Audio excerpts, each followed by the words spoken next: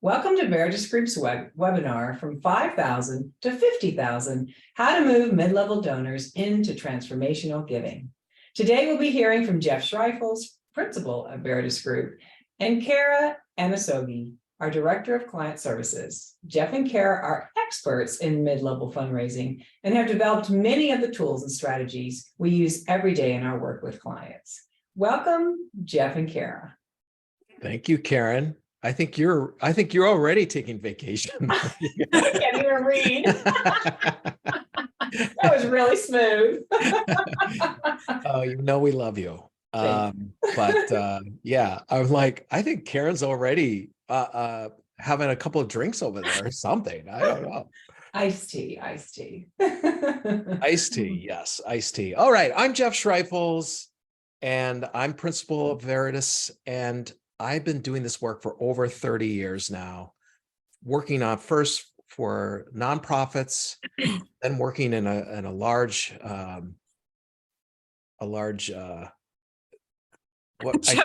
I know, like I'm losing it too. I'm on vacation already too.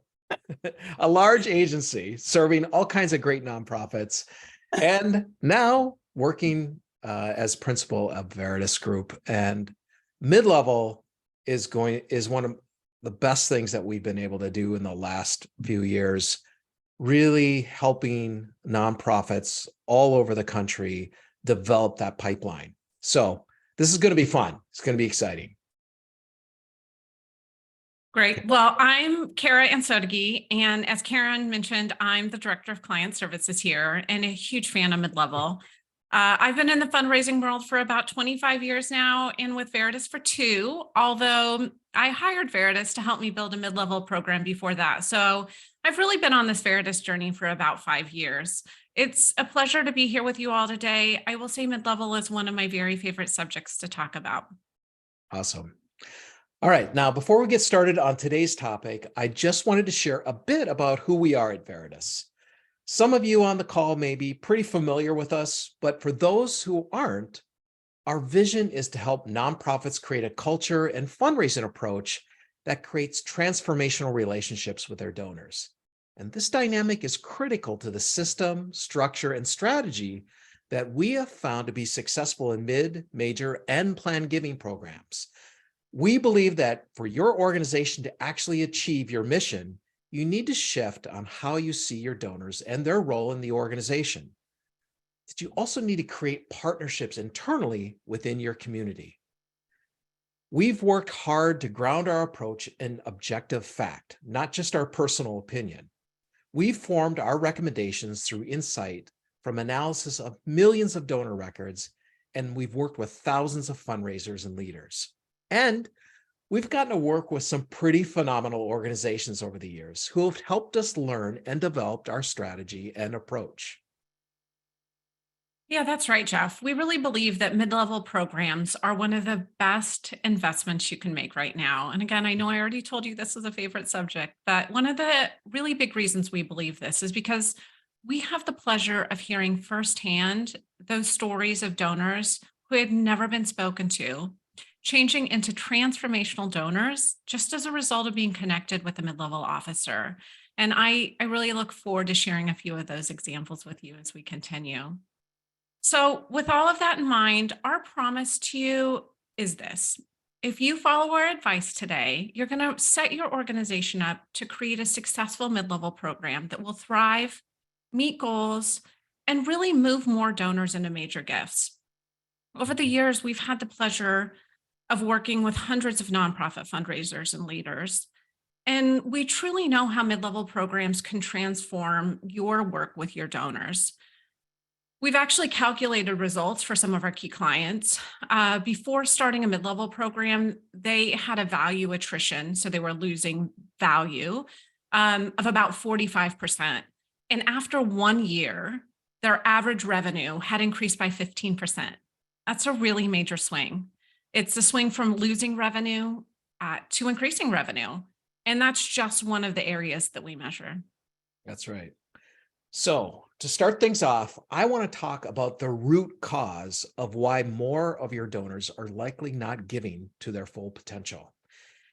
So we all know about donor retention and donor attrition. This is something in our industry we talk about all the time. And as you know, donor retention has been slipping over the last 5 years, way down now around 41%. It's probably even now 39%. It's continuing to decline. So that's what most of us in the industry look at, and what nonprofit leaders and executives are always worried about. What's our donor retention rate? How many donors are retaining year over year? But there's something else we want to bring to light, and that is value attrition. And that really is a combination of donors that either stop giving or give less each year. And that's something that our industry often doesn't look at. And so, for example, in this little slide here, you can let's look at donor number 4. So in year 1, they gave $10,000. And by year 4, they're now giving $4,100. So we lost $5,900 of value over that time period. That's just one donor. So that's something we want to track and over time, and we're not really doing that in our industry. Here's another example of looking at just one caseload. You can see in year 1, this caseload of 150 donors valued at $1.9 million. So in year 1, those donors gave $1.9 million. By year 3, those same donors were now only giving $584,000, or we lost 70% of their value over that time period. Now, that's significant. And when we approach organizations with this and we show this, they have no idea that this is actually going on. And here's why. If you look at view 1, this is how most nonprofits look at how their mid and major gift programs are growing. So this is looking at donors who've given $1,000 cumulative, and then we track their giving behavior. And you can see in year 1, they brought in 2.5 million, and next year that program brought in 3.1. So 2.5 to 3.1. That's a 21% growth. So if you're the development director or executive director, you're feeling pretty good about that growth rate. And yes, that is good growth. But what we like to do at Veritas is kind of peel the onion back a little bit and really look at it from view 2. So there's that group that gave 2.5 million in year 1. Those same donors in the year 2 gave 1.3 million, or we lost 49% of their value in just that 1 year. The reason the program grew overall was because new donors came in and masked the behavior of the donors from the year before. So you can see how most nonprofits don't even realize this, because if all they're doing is looking at year over year revenue for the entire program, they're thinking, hey, we're growing by 21%. But what they're not looking at is those donors that gave the year before, what are those donors giving this year? That's a huge point that none of us really are looking at in the nonprofit sector. Here's another example. So this organization went from 20 million in total revenue to 23.3 million. So they grew almost 17% over that 3-year period. So not bad growth. 17%, a lot of people would take that over 3 years. But when you look at it and you break it out by individuals and organizations by class year, you can see that over this time period by class, if you look just at year 1 giving 10.5 million, those same donors by year 3 were giving 7.5. The donors in year 2 that gave 3.1 million were only now giving 1.8 million, or a 44% loss. If you put it all together, this organization lost $9.1 million to value attrition. But remember, overall, they grew by 17%. Now, when we pointed this out to the executive director of the nonprofit that wanted us to do this assessment, they were astounded. They couldn't believe that over that time period, they had actually lost that much revenue to value attrition. So, of course, the CEO says, gosh, what if we could recoup half of that? If we didn't lose half of that, that's another $4.5 million per program. So what's going on here? And another key point that we often see is these clogs in the donor pyramid. So if you look by cum level givings in this particular point, you can see the 1,000 to 249.99 group is not giving as second gifts, first gifts, renewing gifts like the other groups are. And we see this in almost every donor file at around that, either at the 100 to 249.99 and also at the 1,000 to 24.99. That's a key mid-level area that if you don't have a mid-level program, you'll see a ton of donors in that group. And then the next level down, it's a huge drop-off of number of donors that are getting past that 1,000 to 2,499 group. So every file we've looked at has some clog somewhere that needs to be addressed. And this is where a mid-level program can come in and start looking at ways to unclog that pipeline and move more donors up that pyramid and into major gifts. Kara. Yeah, Jeff, I was just thinking about your words there at the end. I think it's really easy to think that about that in the sense that only major donors need to be reported back to or told that they're making a difference, right? And that's one of these problems we have. But the reality is all of our donors need to know that they're making an impact. I think too often our donors fall into a red bubble area where they give a gift and then we don't tell them what their gift did, and they may leave and give somewhere else. Right. This is especially true of donors in the mid-level giving range, I think. Organizations really are treating their mid-level donors the same way as they're treating a $10 donor. And if you wonder what I mean by that, I just mean that they aren't reporting back, and ultimately they aren't giving those donors opportunities to be part of the solution for their organization, right? Yeah. Instead, in a mid-level program, we want to follow the blue bubbles. We want to tell donors personally about their impact, the difference they're making, so they're going to want to help again. Ultimately, we want to connect with donors, learn more about passions and interests. You're going to hear us say that a lot, but that's really going to help us grow our relationship with them. I can tell you from experience, just that process of reporting back, it's going to show some really nice increases in giving.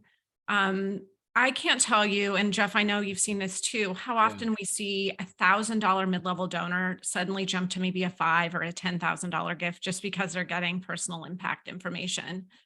I will tell you, with one organization we work with, $1,000 donor from a couple years ago recently committed to a $250,000 gift this year. Wow. It's incredible, right? Yeah. Yeah.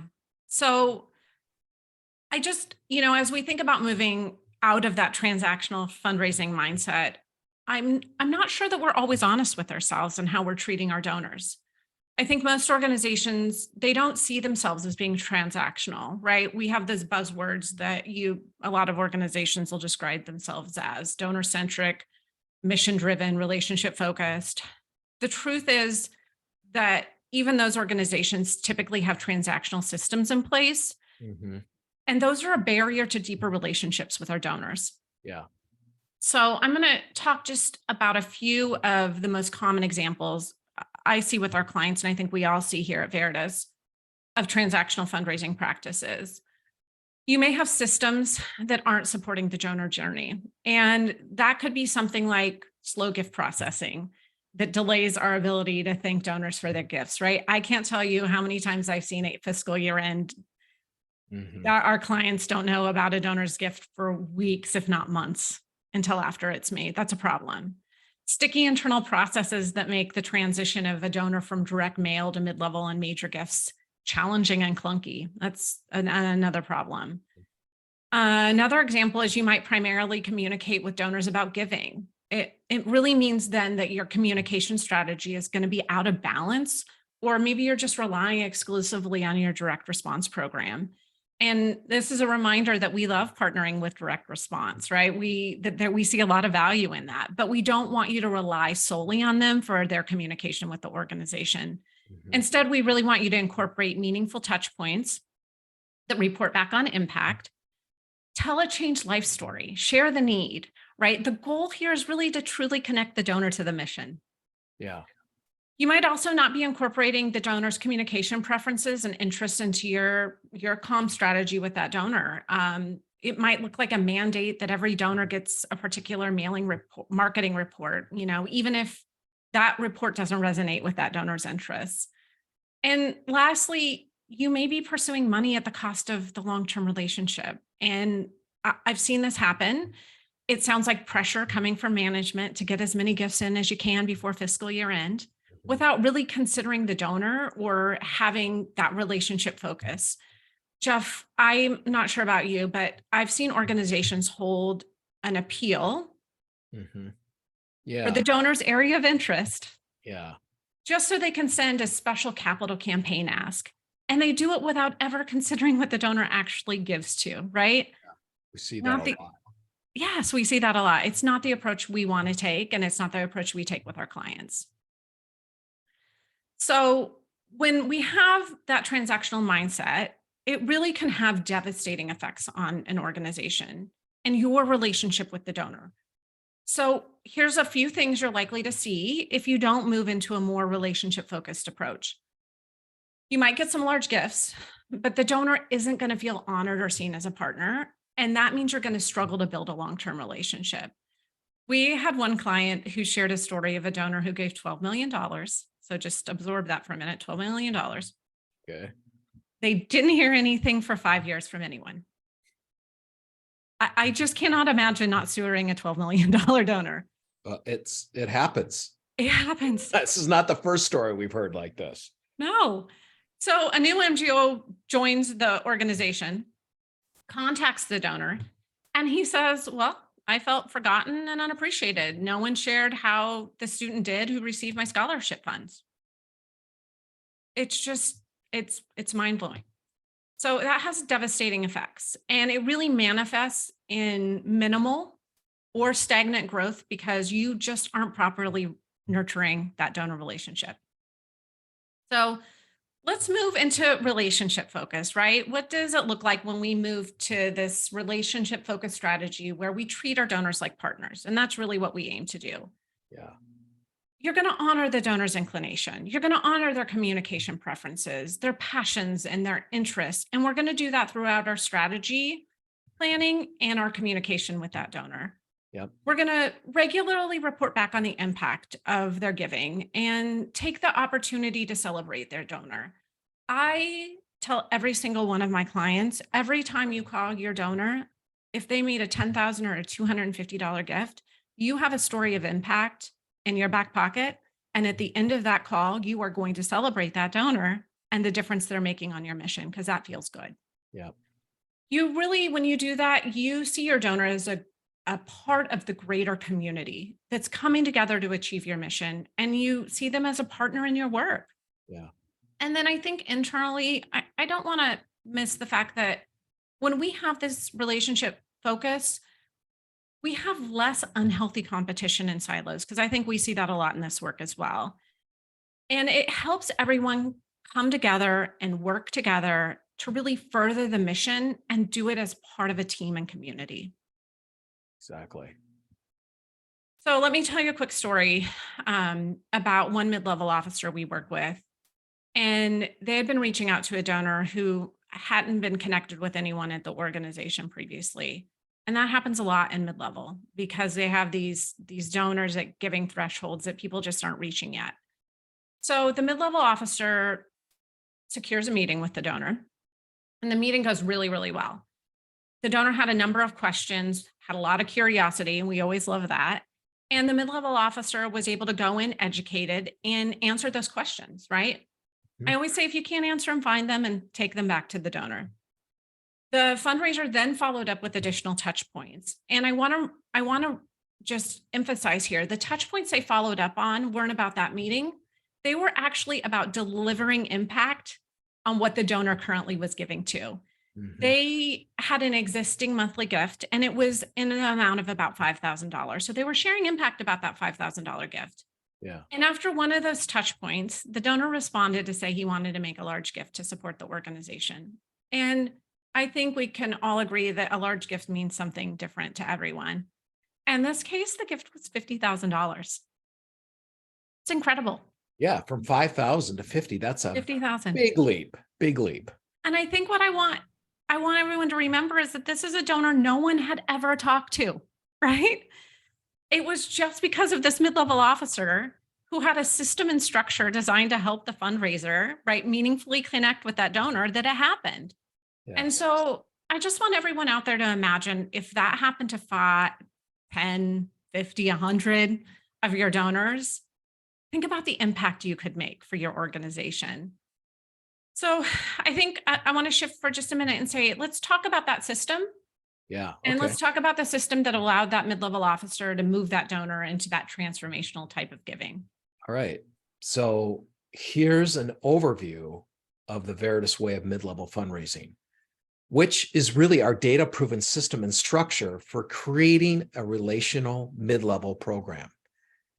And it's all about having a structure and a process so that you have the time and ability to start building those relationships with your donors. So you want to start going through some of these? Yeah, let's start with the introduction series. All right. Awesome. So this is really a key step in our process of engaging donors with mid-level. The series really helps us learn if the donor does or does not want to engage.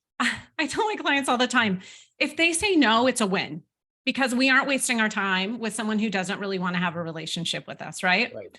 Exactly. Then we learn their communication preferences. We identify maybe if their data is incorrect, their contact information is incorrect. And hopefully this is where we really begin to get more information about those passions and interests we always talk about. Yeah. I think what I like to remind everyone is that this is happening over a long period of time, right? This isn't a fast process. And you know that, Jeff. Yeah. It can take 6 to 7 months to connect with just 1/3 of that mid-level caseload, right? Yeah. So along the way, you're going to be mixing in outreach. You're going to be using mail, phone call, email, maybe small group video meetings, and just whatever other options you have available to really start engaging those donors and build the relationship with them. I got to butt in on this a little bit Yeah, do. and tell you about this story that happened just a couple of weeks ago. I was at an event and a former client of ours was there who's head of mid-level. And we started their program, got them going and worked with them for a few years. And then they like, okay, I think we got this. And we're like, yes, all right. They came up to me before it started and they said, this whole thing of this introductory series for mid-level has been life-changing for them because she said, you know what, I usually probably would just like try a couple of times. And if a donor doesn't respond or I can't get a hold of the donor, I'll just give up. But by going through this process and, there's 6 to 8 different touches that we're really trying to engage the donor. She said, I could not believe how many donors actually started engaging with me at the 5th time I reached out to them, finally. Yeah. But had I not had that, I would have given up and just thought, well, this donor doesn't want to talk. Yep. So it's a really powerful thing to have this in front of you to keep at it and be persistent and patient because donors will respond. They will. I call it consistent persistency, right? Or persistently consistent.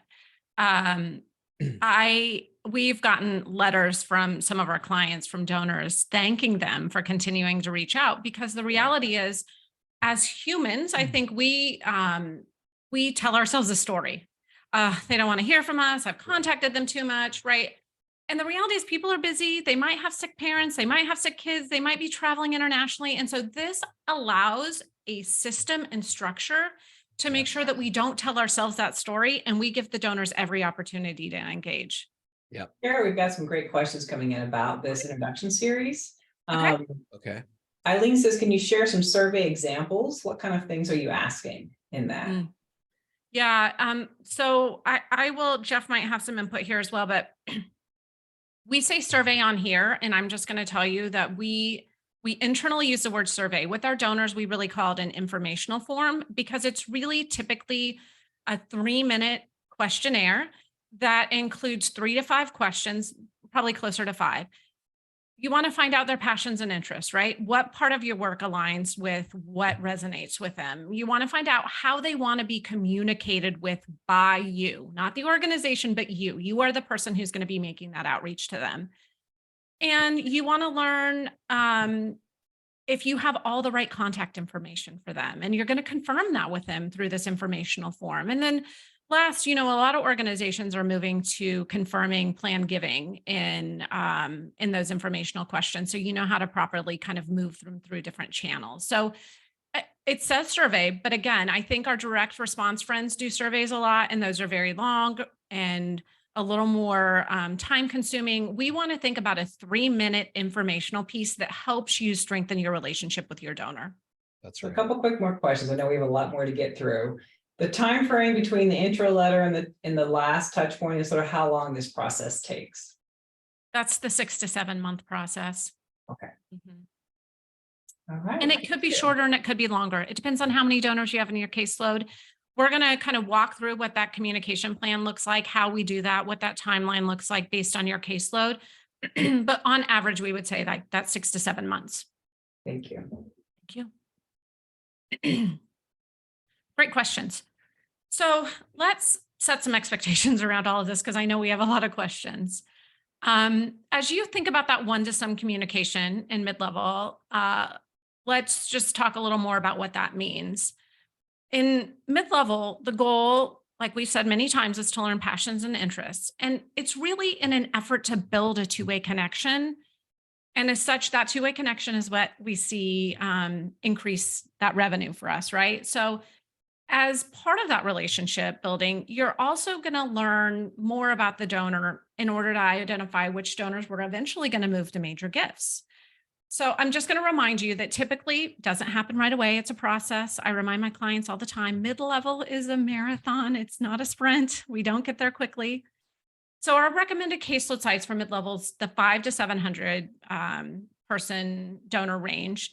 Mhm. It may vary for you if you have other responsibilities, but that's our average for a dedicated mid-level officer. The caseload's going to be fluid, right? You're going to have some new donors coming on as they give new gifts. You're going to have donors move off for a number of reasons, usually because they've asked to be moved off. Mhm. Some donors are going to be promoted to major gifts, like we talked about. And then some donors you're just going to keep and continue to cultivate.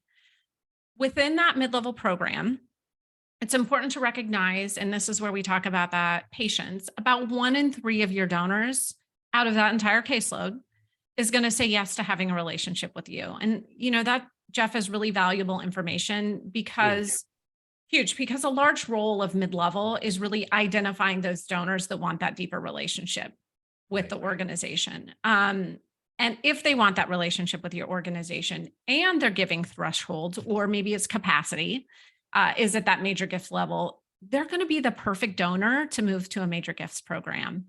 Yep. The thing I love the most about mid-level when we do this is the major gift officer doesn't have to spend any time qualifying those donors now, right? They have inherited donors who are already qualified. The mid-level officers have done that work for them. That's a huge part of their job. You're like the major gift's best friend. Yes, you should be. So I'm just going to reiterate my earlier point. A huge part of what you're going to do in mid-level is, before you move anyone to major gifts, is actually qualify that donor. So just simply building that two-way connection with them, and mid-level is the best place to do that. Let's shift gears and talk about tiering for a little bit. Mid-levels portfolios we just talked about, they can be really, really big. So tiering is a really important part of our strategy. You only have so much time. And as someone who has managed a mid-level program and had a caseload herself at one point, I know how busy you are, and I know you really have to use that time wisely. So initial tiering for mid-level is really going to be based on revenue. And as we learn more about that donor, we're going to adjust tiering to match the donor's interests, probably their inclination, their capacity. But when we start, we're really just going to be data-driven and look at that revenue. So let's look at a graphic, Jeff, of what that is. Yeah. Here's a visual. It really shows what a tiered caseload is going to look like. I think, it's important. You're going to see the fewest donors in tier A, and that's because that's where you're going to spend the most time with that group, right? And so if you look at those messaging and comms for that group, it's really going to be the most personal and the most strategic. And then we descend from there. Another really important part of what we do in mid-level is building and creating a communication plan, which I had mentioned with that earlier question. As you're creating that plan, there's going to be some key things to do to help you manage your communication with your donors, just so that you are able to have the type of relationship that that donor wants, and then is similar to what they're also going to have in a major gifts program, right? We're prepping them for major gifts, especially if they're tier A. Yeah. So you'll want to tier that caseload similar to what I shared with you, and then we shift that plan accordingly. So an example here, you can see under phone touchpoint protocol, the protocol for calling starts with most attempts with your tier A, and then it descends, right? So we're trying to reach that consistently persistent 3 times with that tier A. This is to keep the focus on those top tier donors who are most likely to move to major gifts. And that still allows us to continue to manage and engage with the rest of the caseload. And it's really similar to what we recommend with major gifts. We're also going to want to mix some different contact methods in there, types of interaction and engagement, so that we're actively cultivating and stewarding our donors. We want to be showing them the impact, like we've talked about, learning more about those interests, and really putting opportunities in front of them to give in those areas that they're most interested in.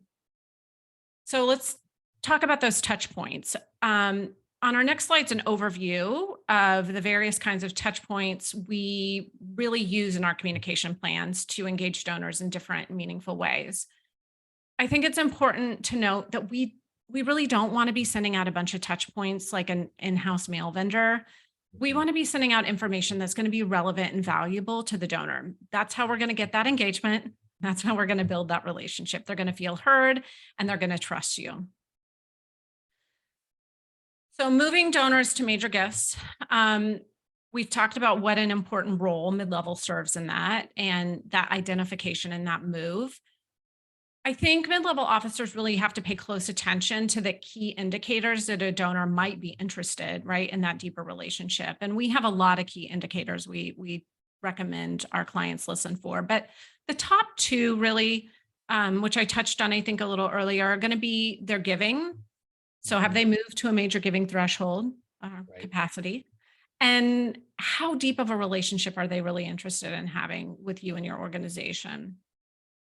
A really important part of that process is going to be creating business protocols that really outline every aspect of our system and structure, including how to transition donors to major gifts. There has to be a really strong collaboration and cooperation for this to be successful. And it really has to respect the donor every step of the way. I think one of the most common questions I typically get from new clients is around this topic. And I just like to remind them that if they keep the donor at the center of the conversation, the donor really can be the star. It's internally, we think about it as moving them to another person, but it's really more about in what we talk to them about, transitioning them to someone who can serve as a subject matter expert in their area of interest, right? Or maybe someone who's closer to them that can share impact in real time. Exactly. Now, the structure is really only successful if you have the right support. The most important thing is that your CEO and fundraising leadership must fully back this program. They need to create a culture that really understands the role of mid-level, where everyone is collaborating together to support that donor journey, and where the fundraising team is dedicated to staying accountable to that structure. This is absolutely essential. So if you're thinking, okay, this all sounds great, but is this relational approach to mid-level fundraising really any better than an enhanced mail campaign? Then let's take a moment to show the impact a focused mid-level donor program can have. Now, everything we've been saying might seem nice, but I want to reinforce that this really does work, which is why mid-level has been such a hot topic over the last few years. And when we look at the results from our clients, we can clearly see that a focused mid-level program with a dedicated mid-level officer ongoing yields really impactful results. And in fact, in the most recent fundraising effectiveness project report, mid-level giving was down 3.9%. If any of you recall that report that came out last month, mid-level giving was down 3.9% across the country. But our clients at Veritas saw an average 7% growth during that time period. Yeah. Jeff, I tell clients a lot of times when they start with mid-level, I know you're not going to believe me, but just your introduction series is going to get more gifts in the door because they're just happy to be hearing from someone. They're happy to be cared about. And it's true. We've worked with a lot of nonprofits and we've been doing mid-level work for a really long time. And we look at the data. We're very data driven. And those organizations that don't have mid-level in place, we typically see around a 0.2 to 1.2% of donors who are moving to major gifts. I guess that probably explains why fundraisers and leaders think they need to look elsewhere for major donors, right? Because they're not looking in that group. So just again, 0.2 to 1.2%. Yeah. That's it. That's it. So then we put a mid-level program in place and we implement it and we see 3 to 3.5% of donors moving to major gifts. 3.5%. Yeah, 3 to 3.5%. Thanks. It means you could really see a number of good qualified donors almost double, right? From not putting a program in place when you implement a really robust and structured mid-level program. That when you put the revenue to that with just the donors, that is a huge number moving up. Huge. I think people can think, oh, 3.5% doesn't sound like a lot, but when we show our clients the financial impact and the number of qualified donors that puts in your major gift program, it's huge. It's really impactful. Yeah.